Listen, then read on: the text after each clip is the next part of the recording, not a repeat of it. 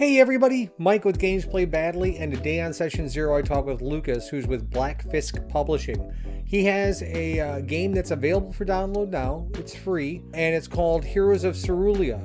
It is inspired by games like Zelda and RPGs of like the 80s. These very simple games, the simple mechanics from the standpoint of, gathering hearts and gathering items and dungeon crawling. I believe he even calls this a pixelated dungeon crawl tabletop RPG. It is absolutely awesome. And as a matter of fact, when I get done with this video, I'm going to go upstairs and play with my husband because it's free. One of the things that he does have coming out is a Kickstarter, which is going to bring even more ideas and items to the game, which should be a lot of fun. But go out, make sure you watch all the way to the end. We have a really good conversation, and he goes through some of the explanations of the game. And if you want to play it for yourself, I'll have links down below. I also have my Dungeon Glitch shirt on. These shirts are awesome, as always. Matt does a great job. And not only do you have shirts, but you have cups and you have flags and all sorts of stuff up there. If you decide to go to gemfirefly.com, put all of the stuff in your cart, there's a discount code or a promo code that you can put in. Put in Badly15, B-A-D-L-Y 15 for 15% off your order. If you like this video, please like and subscribe. I can't wait for you to get a chance to meet Lucas. That interview starts now.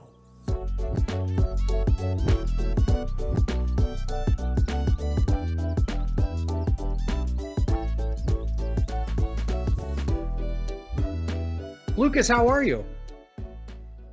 Doing quite well, really well mentally and a bit less well physically. I shot out my back and I've been having trouble walking and sleeping and everything, but I'm doing quite well either way.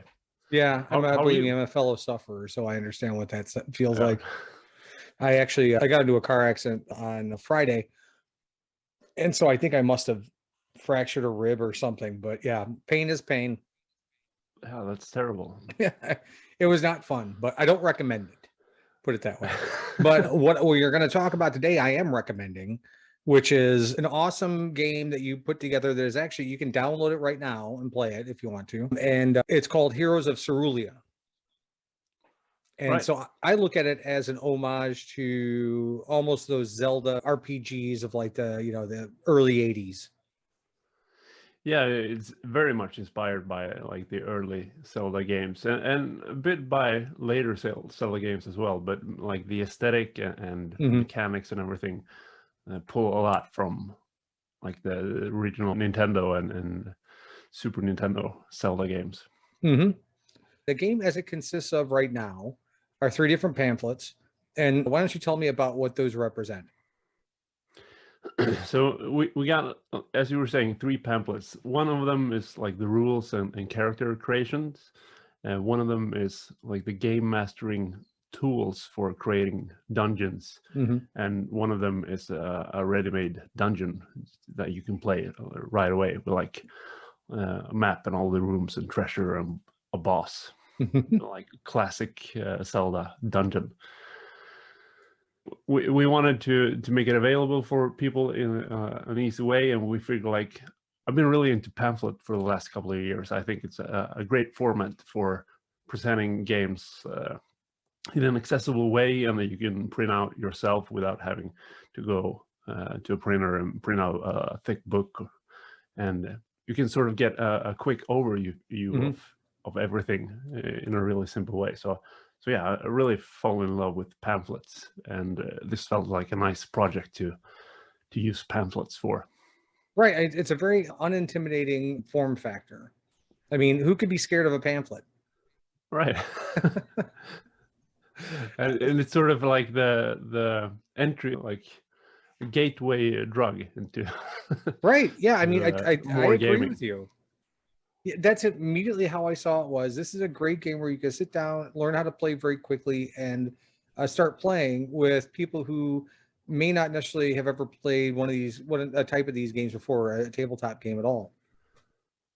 Yeah, I actually played it with my son, who's 7, and he hasn't really, like, one of the first time we tried out tabletop RPGs, and it's not written for children, but it worked out pretty well since the rules are so simple, and like the concept I think is quite accessible with just traditional. It's very much a traditional like dungeon crawling adventure, but Mhm. you also get like the video game logic of Zelda games. Like you find a key. Like normally, if you find a key, that key works with one lock or a couple of locks that it's intended for, Mhm. and you get to keep the key. But like in a video game, it makes sense somehow that you pick up a key, it works in any lock, and once you've used it, it's gone. Mhm. And Right. that's video game logic. And I felt like if you could put that into traditional like tabletop role-playing gaming, you could get something quite interesting, like a mix of two worlds that could be like give a different experience at the table. Yeah, another one of the things that you kind of brought over from those old games is just if you happen to find all these random pots, if you smash them, you find stuff in them. You have to. Otherwise, you have a bunch of broken pots, right? Yeah, right. Why have usable pots? Right, And exactly. my significant other is a potter, so I haven't told her about this, but Yeah, you might be sleeping on the couch for that one. But well, the but yeah, other thing, so there's like a random table. If you break a pot, you can get different stuff. Sometimes you get nothing. Sometimes you get like money or heart containers, things like that. right, and you heal yourself by eating food, Right, as you do. as you do. That's you and I both have to go eat some food, like with the car crash. Yeah, push right. out of that, I think I could solves survive for a everything. while without eating food. I think Yeah. I'm all right. But yeah, like again, the video game logic, like Mhm. you eat a snack and suddenly you feel fine again. So Right, right. Well, there's a D&D aspect of that too, where it's, you take an 8-hour rest and all of a sudden mortal wounds are healed. So, right, actually, I tried that in one of the earlier versions of the game. I sort of went more with the old school gaming mhm. way, like the old school tabletop gaming with rests and enemy reactions and things like that. And I like suddenly it started feeling more like old school D&D rather Yeah. than Zelda. So I Hmm. had to calibrate it a bit. And yeah, eating a snack made more like in the Zelda games you find hearts, Hmm. and that was like video game logic and everything, but finding hearts and consuming them is a lot more brutal than it might seem in a video game. So I figured I'd go with the snack route instead. I think it was a smart choice. Now, as a parent, I have one glaring question. Why did you make this game dependent on D4 dice?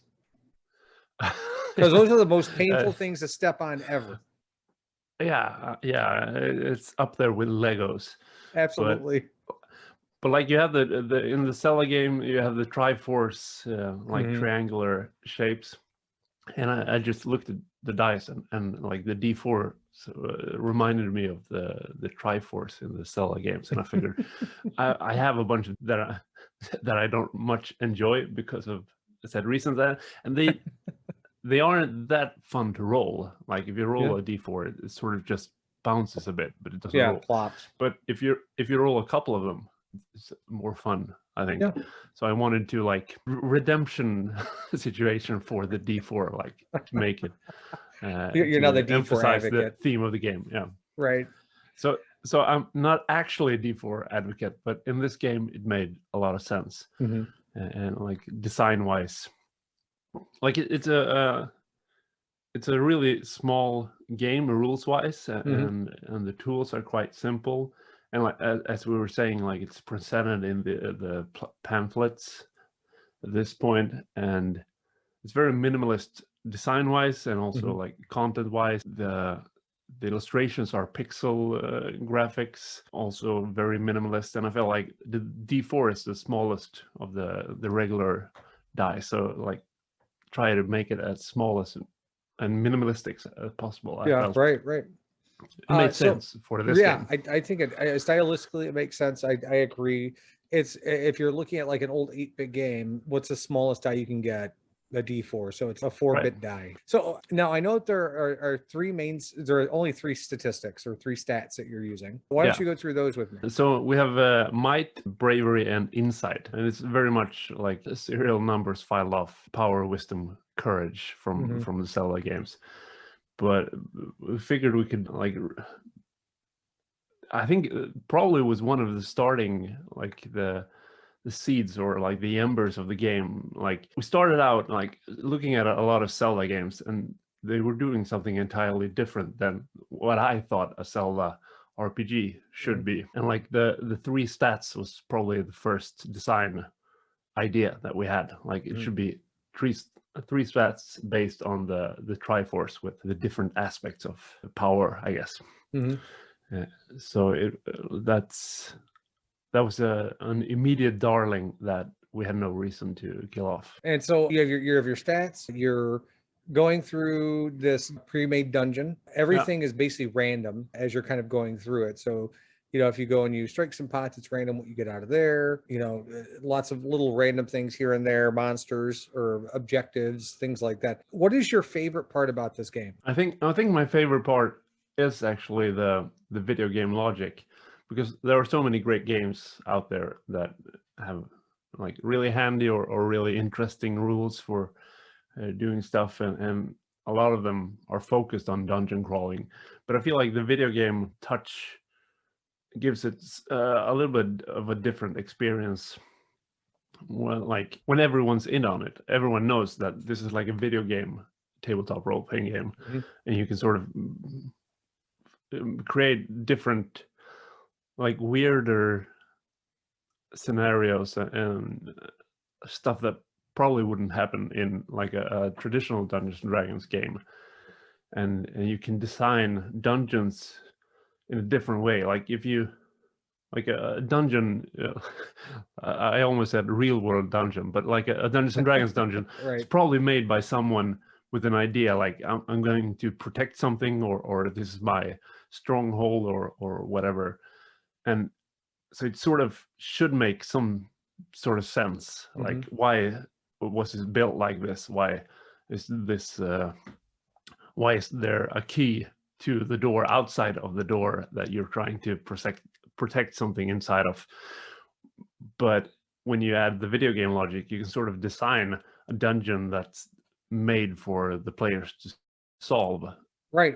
It doesn't really have to make sense in world that someone built it, because it's a video game dungeon. So I think that's my favorite part of the game. Like it allows for a different kind of creativity and different outcomes than other tabletop role-playing games would. So it's not better, it's just different. Right. Well, I think one of the pamphlets actually says suspend disbelief, go have a good time. Yeah. So I mean, it's and to be honest, if anybody's playing D&D and there's actually a semblance of real world, it's a game. We're all just, and this seems like it's going to be a fun one. And I'm curious to get into the master pamphlet, because I want to see what I can do with that. Right. Yeah, I think like no secret that it's heavily based on the Zelda games, and I think the main part of the Zelda games is the dungeons with different challenges, with finding items and defeating bosses. And I figured like we could just say, go make a dungeon, or like here are a bunch of ready-made dungeons. But I felt like the best way to go about it is to hand over the tools to have a sort of a method to designing dungeons. So the master pamphlet is sort of focused on giving the game master the tools to design a dungeon that will have the feel of a Zelda dungeon, like the elements, and you could randomize a dungeon and sort of fill in the gaps, or you could design a dungeon with more of a base idea, like an intention, and you can pick different options that suit that vision. But yeah, it's like a toolbox to create a Zelda-like dungeon for tabletop role-playing. Right. That's perfect. So now you actually have a Kickstarter coming out, and I know the pamphlets are free, but you're doing something more with the Kickstarter. What's going on there? Yeah, so the pamphlets, you can download them and print them out right now, but we wanted to get a bit more of a like with the pamphlets, you get a very restricted format. Yeah, you have like the front and the back of a single sheet of paper to play around with, and we sort of wanted to add a bit more tools, a bit more like random elements, but also a bit more guidance on how to think when you're designing the dungeons, and yeah, more fun stuff to play with, and also a couple of more ready-made dungeons so that you could, without having to create your own dungeons, you could play like a short campaign where you gather pieces of this legendary artifact to defeat the evil overlord. And so the Kickstarter will be for a book version of the game with all the rules, with a bunch more tools to create dungeons, and like a ready-made campaign of a handful of dungeons. Very cool. Very cool. Now, I think it will be nice. I think, like, as we were saying, like the pamphlet is a really accessible way to get into a game. Like it doesn't scare you away, and you can get a really nice overview. And we won't make the game more complex when doing a book, but I feel like when you have a book, it sits in your bookshelf and you can see it and you can sort of reach it and grab it and look through it. While a pamphlet, like, it's harder to find it, and it might be lost, and you might tear it, like if you handle it without too much care. So I think like a pamphlet is a really good way for like a quick start to get into a game, and it's a really good like restriction of, like, you have to make a lot of design choices to fit everything into pamphlet form. So I think it's a good design challenge to see if you can fit a game into a pamphlet or a couple of pamphlets. Yeah, I think so too. But I also think there's merit to books, because I like books, and I think like there's a longevity to a book that a pamphlet doesn't have. I just like the aspect from the pamphlet side of things. It gets your mind working in that format, and it's a game that you can play. And then if you really want more, there's going to be more. So you'll have more randomized tables, more options for dungeons, some pre-made dungeons and campaigns and goals and stuff like that you can play if you don't want to go ahead and design your own stuff. I think that's all awesome. Right. Thank you. Now, when is that launching? We haven't decided on a date yet, but it's going to be sometime in April, I think. Okay. Perhaps early May. And we're working, like, we prefer to have the game almost done when we launch a Kickstarter. And we've done a bunch of Kickstarter for mostly Swedish games at this point, and one or two games in English. And like, we have a streak of always delivering the book ahead of time, before the estimated date. So we want to keep that track record. And so we always try to have it as much as possible ready before we launch the campaign, like before we have to spend a lot of money on creating the game, like all the writing and the illustrations that we do ourselves, and most of the layout work as well. Well, tell me about the illustrations.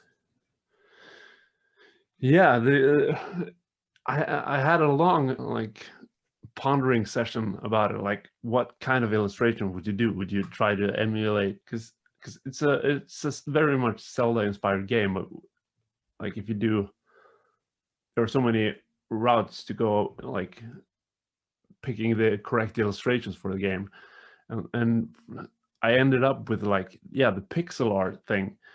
For one, I'm not that good of an artist, so I could do some of it myself, but mainly like the minimalist idea and the retro feel, like the lo-fi vibe of the rules and the old games, and also with the pixel art, like we were saying about the D4. Perhaps it doesn't really make sense. Like, there are better dies than D4s for most purposes, and if you're doing print, why would you use pixels? Like, that makes sense for an old game where you have all these restrictions, so hardware and everything. Why would you do pixel art in print? And I just felt like when you make a really minimalist game, you have to be very minimalist about the words you use, because you have to fit them into the pamphlet and things like that. So you have to, like, almost sort of cheat your way into providing the reader with more information than what's only in the letters you're using. So you can use like metaphors, and of course with this game drawing heavily inspiration from the Zelda games, you sort of get the association for free, like you sort of get what it's about. But also with the pixel art, you immediately get a sense that this is sort of a minimalist lo-fi game that's about that has video game logic, and you get like it's explained in the text, but it's emphasized by the art direction, I feel. Yes. That's immediately what I got when you first started putting stuff out on Twitter about this. That's immediately what I thought. I mean, I didn't have to read anything about it. I knew exactly, well, not exactly, but I mean, I had a good idea of kind of what it was. It's as we were talking off camera, and my husband and I are going to actually play this once I'm done with this interview. I have a game table that I have set up off to my left here with a camera above it for a super secret project that I can't tell you about yet. But because we already have that set up, maybe we'll actually make a video of us playing it. So that'd be a lot of fun. That'd be awesome. If you do, I'd love to see it. And either way, I'm really I'm happy that you got the gist of the game only from looking at the Twitter posts. Yeah, that's amazing. It was masterful. It was what it was. So as always, I mean, you guys over at Black Fisk always do good stuff. This is my second interview, 2 different interviews. I interviewed Amos. It had to be almost a year ago. Yeah, probably, it was over a year ago, I think, for Blood Feud. Yeah, right. So that was a while ago. So time flies. Yeah, I'm glad you reached out again. I love your stuff. I think you do a great job. So I can't say enough how much I appreciate you coming on the show. I am looking forward to playing the game, and then I'm also looking forward to what you do with the book. I mean, what other cool stuff you add to it. If anyone wants any more information about this, I'll have all the links down below of where you can download this for yourself, and also a link to the Kickstarter page so you can go through and, there's that little green button you can say, let me know, notify me. You can click on that, and that way when this actually comes out and the Kickstarter happens, you guys can run over there and put some money toward this whole great thing. I mean, who doesn't love Zelda and 8-bit art and all that cool stuff? Thank you. Yeah, and thank you very much for having me on. It's always enjoyable to chat about role-playing games. Oh yeah, definitely. Yeah, I mean, and we'll do a follow-up at some point. If we end up playing this game, I'll let you know, and then we'll maybe do a follow-up video where we'll talk about it some more, because I have a gist of what everything is. I won't know until I actually play it, but I'm looking forward to it. Nice. Luke, I hope you're feeling better. Rest that back. Likewise. Have a great remainder of what your Sunday. Well, actually, your Sunday is about over. Yeah, it's almost over, so I'm getting ready to go to bed. Yeah. Well, have a great week. Thank you. Likewise. And we'll talk get well soon. Yes. Yeah. Thank you for having me. Of course. My pleasure.